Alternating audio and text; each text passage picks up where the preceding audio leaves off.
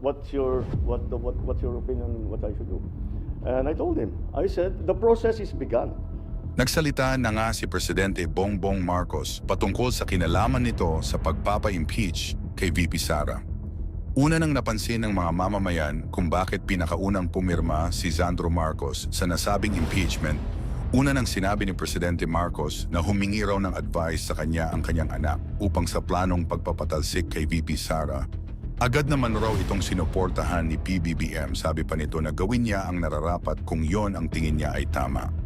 Sa inilabas na desisyon ng House of Representatives na pagpapatalsik kay VP Sara ay umani ito ng iba't ibang reaksyon sa mga mamamayan.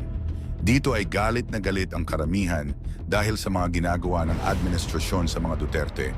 Sabi pa ni Bobby Penales, sabi pa nito, kung talagang papatalsikin nila si VP Sara na naging tinik sa mga lalamunan ng mga buwayang lakas lumamon sa laman ng kaban ng bayan, ay magkakaroon talaga ng pag-aaklas sa buong Pilipinas laban sa mga buwayang ang lakas lumamon ng pera ng bayan. Di pwedeng basta na lang nilang patatalsikin si VP Sara dahil inihalal ng halos 32 milyong Filipino sa buong bansa. Si VP Sara tapos gano'n na lamang nila kabilis patalsikin. Ngayon ay nagsalita na rin si Attorney Trixie Cruz sa mga posibilidad na mangyayari kay VP Sara sakaling tinggi ng mga senador sa darating Hunyo 2 ay kailangan lang makakuha ng at least 13 o 16 mula sa majority upang tuluyan ang mapa-impeach si Vice Presidente Sara. Samantala kung hindi naman ito lumusot sa Senado, hindi maabot ang kinakailangan na boto, ay hindi pwedeng sampahan ulit ng impeachment complaint ang pangalawang Pangulo sa loob ng isang taon.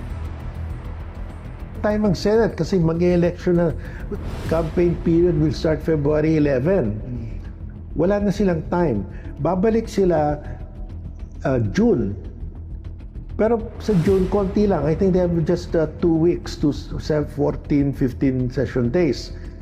At saka walang they will not be interested, hindi matapos. Kasi you have to give Sara 10 days to answer the complaint.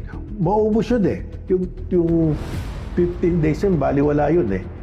Because you have to give Sara time to file his comment. Anong position ng? Ang position namin, don't file it now because you cannot act within. Kasi mag-expire yung Senate eh. So there will be a new Senate. So you have to refile it.